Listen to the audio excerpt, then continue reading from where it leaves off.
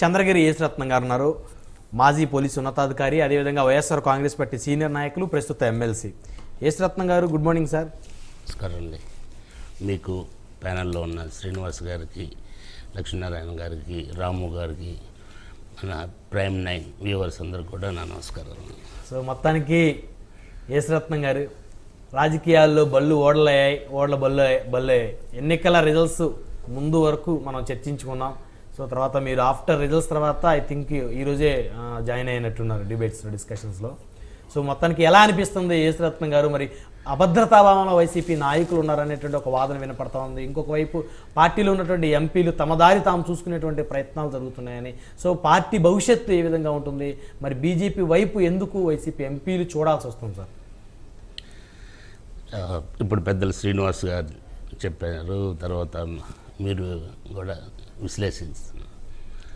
ఒకటి అంటే ఇక్కడ గుర్తించాల్సిన విషయం ఏంటంటే, నేను మళ్ళీ మీ ద్వారా ప్రజలకు కూడా తెలియాలి. డెఫినెట్గా ఈరోజు సిచ్యువేషన్ మాత్రమే, రాష్ట్ర పరిస్థితి చూసిన వాళ్ళు మాత్రమే మాట్లాడుతున్నారు. నేను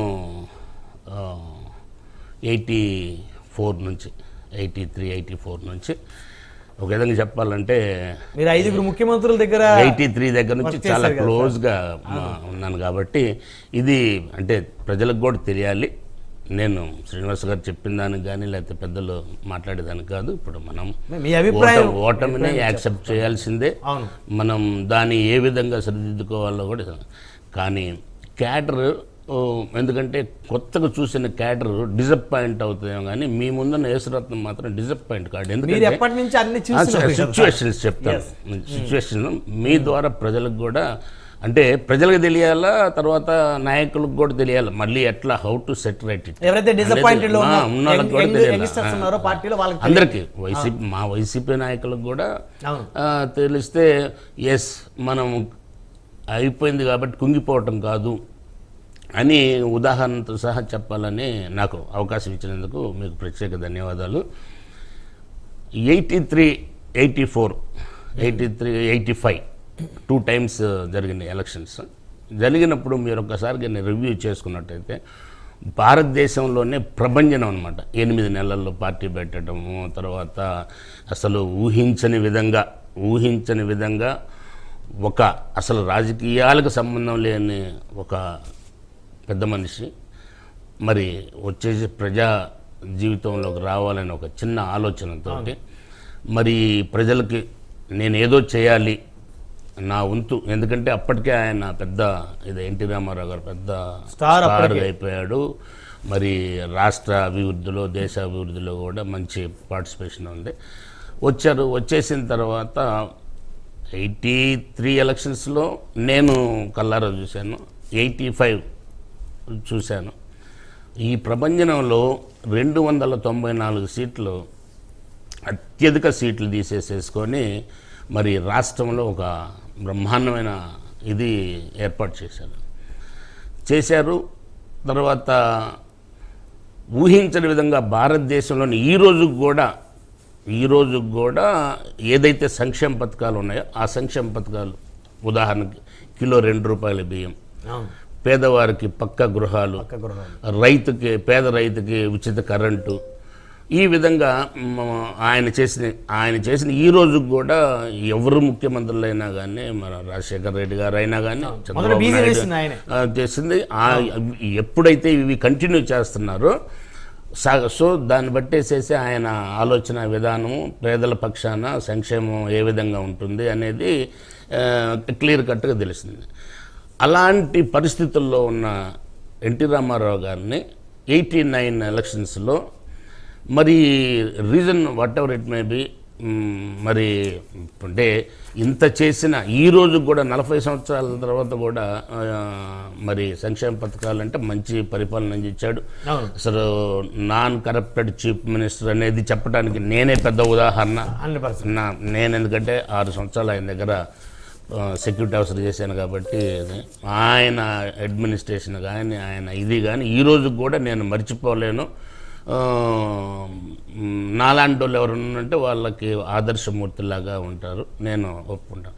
అలాంటి ఆదర్శమూర్తిని మన రాష్ట్ర ప్రజలు 89 ఎలక్షన్స్లో అవును. అతి ఘోరంగా అతి దారుణంగా ఓడించటం కేవలం 70 చిల్లర 74 సీట్స్ ఎన్నో వచ్చేసేసి అది కాక ఒక దగ్గర ఎమ్మెల్యే కూడా ఓడిపోయారు. మళ్ళీ కల్వకుర్తిలో రెండు చిత్తరంజన్ చోట్ల దాస్ చిత్తరంజన్ దాస్ గారి మీద ఓడిపోవడం జరిగింది.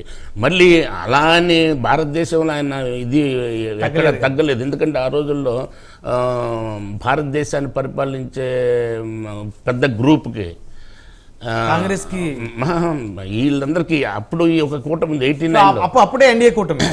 అప్పుడు ఆ కూటమి అంతా ఈ కూటమికి నాయకుడు అధ్యక్షుడు అక్కడ. ఓకే. ఇక్కడ పోయినప్పటికి కూడా భారతదేశం అంతా కూడా అక్కడ ప్రధానమంత్రిని నిర్ణయించడంలో కానీ ప్రెసిడెంట్ ఆఫ్ ఇండియా నిర్ణయించడంలో కానీ ఆయన ప్రథమ పాత్ర ఉన్నారు. సో అలాంటి వ్యక్తిని ఓడించి చేశారు. కానీ ఆయన గుండె నిబ్బరం ఏంటంటే ఎక్కడ కూడా వనకలేదు తొనకలేదు. మళ్ళీ 5 సంవత్సరాలు కేవలం 5 సంవత్సరాల్లో 94 వచ్చేసరికి అప్పుడు ఎన్ని వచ్చినాయి వాళ్ళు కాంగ్రెస్ కేవలం 74 సీట్స్ ఏమో ఇస్తే 5 సంవత్సరాల్లో అప్పుడు కూడా నేను నా అతి దగ్గరుండి చూశాను. నేను అప్పుడు ఈ పార్టీ పోయేటప్పుడు ఆ పార్టీ 89లో పోయేటప్పుడు ఆయనకి సెక్యూరిటీ ఆఫీసర్గా ఉన్నా, ఎన్టీ రామారావు గారు సెక్యూరిటీ ఆఫీసర్ ఉన్నా. మళ్ళీ 94లో ఎన్టీ రామారావు గారికి బాధ్యత చెప్పడం నేను విజయభాస్కర్ రెడ్డి గారి సెక్యూరిటీ ఆఫీసర్గా ఉన్నాను. ఓకే. అంటే ఇంత దగ్గర ఉండి ఇక్కడ ఎన్టీ రామారావు గారి దగ్గర ఉన్నప్పుడు ఒకసారి ఈ కాంగ్రెస్ గొప్ప చెప్పాం. మళ్ళీ కాంగ్రెస్ నుంచి ఎన్టీ రామారావు గారు గొప్ప చెప్పేటప్పుడు కూడా అతి దగ్గర నుండి చూశాను. కేవలం 26 సీట్లు. ప్రతిపక్ష హోదా కూడా అంటే 74లో కూడా సగానికంటే కూడా ఇదైపోయింది. అంటే అది ఆ స్పిరిట్ తోటి ఎక్కడ కూడా వనకుండా తనకుండా చేసేసి ఇదండి. నేను ఎందుకు చెప్తున్నానంటే ఇది ఉంది. సామాన్యమైన సరే మనము ఎగ్జామ్ రాయడానికి మనం కొన్ని క్వశ్చన్స్ ప్రిపేర్ అవుతాం. అవి మనం ఎక్స్పెక్ట్ చేయింది ఏదైనా జరిగితే ఇప్పుడు ఇక్కడ జరిగింది అంటే ఎక్స్పెక్ట్ చేయింది సంక్షేమం మీద బాగా దృష్టి పెట్టడం వల్ల సంక్షేమం తప్ప ఏం బటన్ నొక్కడం తప్ప ఏం లేదనేది ఇప్పుడు విశ్లేషణ అంతా. మనం ఎందుకంటే అంతకు మించి ఏం చేయలేదని. సరే ఆ రోజున మరి ఆయన సంక్షేమం అందించిన వ్యక్తిని కూడా ఆ రోజున పక్కన పెట్టారు. ఈ రోజున కూడా మరి 151 సీట్లు వచ్చి కేవలం 5 సంవత్సరాల్లో ఇలా రావటం అనేది వచ్చిందని మనం ప్రజా తీర్పుని మనం తప్పనిసరిగా గౌరవించాలి. ఇందులో ఏం లేదు.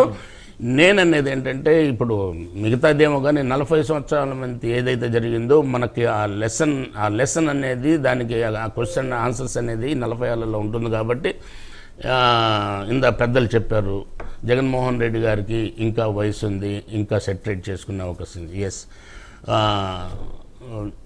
మా నాయకుడికి మరి ఏదైనా సరే మొన్న వారు చెప్పారు ఏమి కంగారు కేడర్ని ధైర్యపరచాలి. సరే పొరపాట్లు జరిగినాయి అట్లా జరిగిందా ఇవి ఏమైనా అన్నీ ఒక ఎత్తు అయితే ప్రజా తీర్పుని గౌరవిస్తూ ఎస్ మళ్ళీ 5 సంవత్సరాలలో మళ్ళీ పోయినసారి 14 నెలల్లో మరి ప్రజల్లోకి పోయేసేసి ప్రజల్లో ఉన్నదాన్ని మనం క్యాచ్ చేసేసేసి నవరత్నాల ద్వారా ఇచ్చేసాము.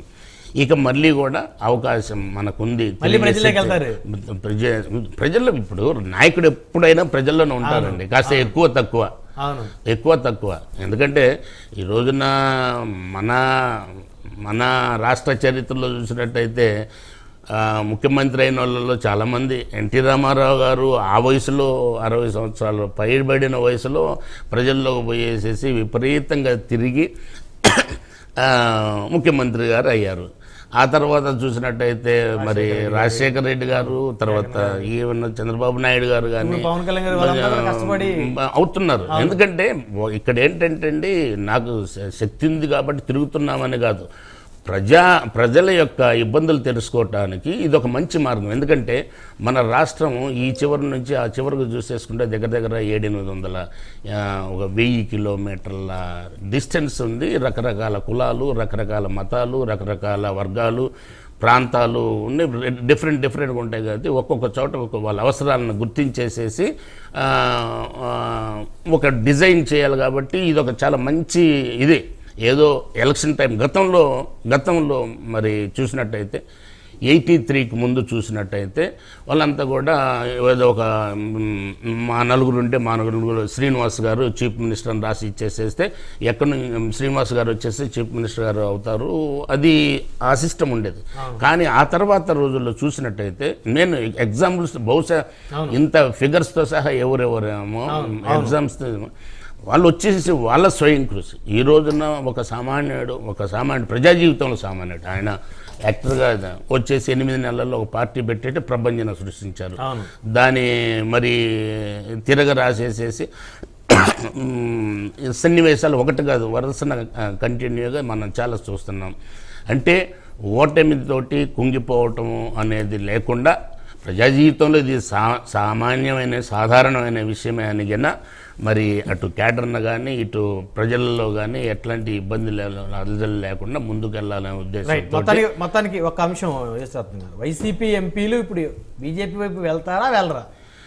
ఇప్పుడు మీరే క్వశ్చన్ మార్క్ వేస్తున్నారు. అంటే అనుకుంటున్నారు ఇలా అనుకుంటున్నారు ఎంపీలు. ఒకటి ఇక్కడ గుర్తించాల్సిన విషయం ఏంటంటే ఇప్పుడు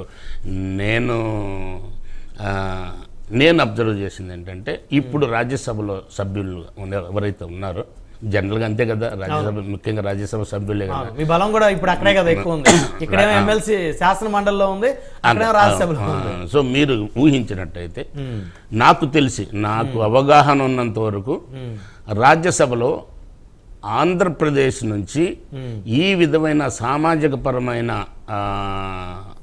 సంఖ్యని రాజ్యసభలో పెట్టడం అనేది సామాన్యమైన విషయం కాదు. ఈరోజు చూసినట్టయితే మరి మోపిదేవి వెంకటరమణ గారు కానీ, మన బోస్ గారు కానీ, అదే ఆర్ కృష్ణయ్య గారు కానీ, మరి మొన్న బాబురావు గారు ఎస్సీ, ఇదంతా కూడా చరిత్రలో మనం గుర్తుంచుకోవాల్సిన విషయం అండి. ఇది మనం ప్రజలకి తెలియాల్సింది. రాజ్యసభలో ఇంతమంది బడుగు బలహీన వర్గాల సంఖ్య ఉండటం అనేది వీళ్ళకేమి నేను చెప్పిన వాళ్ళకి ఎవరికి కూడా ఇన్కమ్ ట్యాక్స్ ప్రాబ్లమో లేకపోతే ఎఫ్డి ప్రాబ్లమో లేకపోతే ప్రాబ్లమో వేరే కేసులు ఉండే ఇది కూడా ఎక్కడ లేదు. కాబట్టి నేను వెళ్తారని మీరైతే అనుకోరు. అలాంటి అంత అవసరం లేదు, భయపడ